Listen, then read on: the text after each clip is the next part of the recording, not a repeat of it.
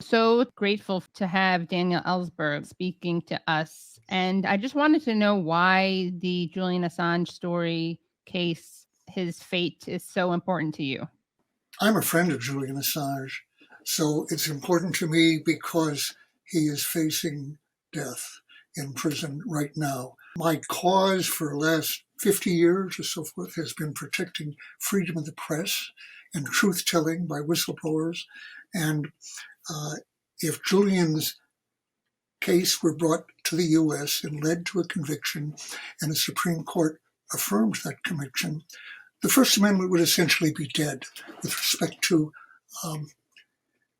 so-called national security or national defense issues involving classified information. It isn't dead yet. The case against Julian would nail it shut if it led to a conviction affirmed by the Supreme Court, which has never addressed the constitutional aspects of this issue. His indictment is unconstitutional. He has committed no crime, and yet he is, in fact, facing death. Why do I say that? We've just learned in the last few days that on the first day of the hearing, which led to the British agreeing to the U.S. appeal to extradite him by British judges, on the first day of that, he was suffering a stroke during the proceedings.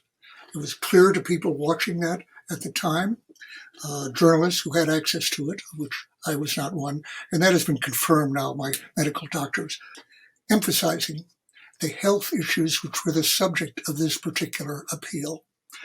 By the way, there will be an appeal of this decision by his defense team, which will raise the constitutional issues for the first time. But we'll get to that in a moment. That isn't very promising in Britain. But when I say it's an emergency right now, from the point of view of Julian and his friends and his family, I have just retweeted or tweeted out a column by Chris Hedges today. And let me be clear, I'm talking to you on Tuesday before your program. I have an operation scheduled for tomorrow, so I can't do it on Thursday. Chris is always very eloquent and passionate on these subjects, but I've never seen a better column on the both personal and First Amendment issues that are raised by this case. I've never seen anything quite like it, by the way, making so clear the murderous aspects of this proceeding. We're talking about a case here that should never have been brought constitutionally, though the British cannot be expected to understand that thoroughly.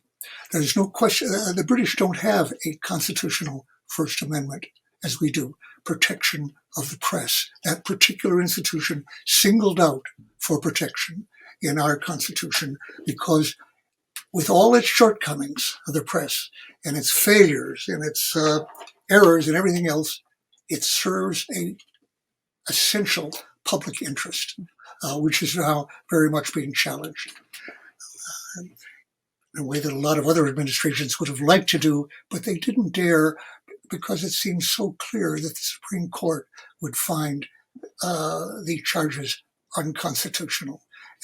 A blatant violation of the protection of the freedom of the press in the First Amendment, in our Bill of Rights. Other cases, like my own, mine was the first 50 years ago to, as a prosecution of an American for giving truth to Americans, truth that had been withheld from them, I would say, clearly wrongly, but in any case, truth-telling to the American public and media and Congress.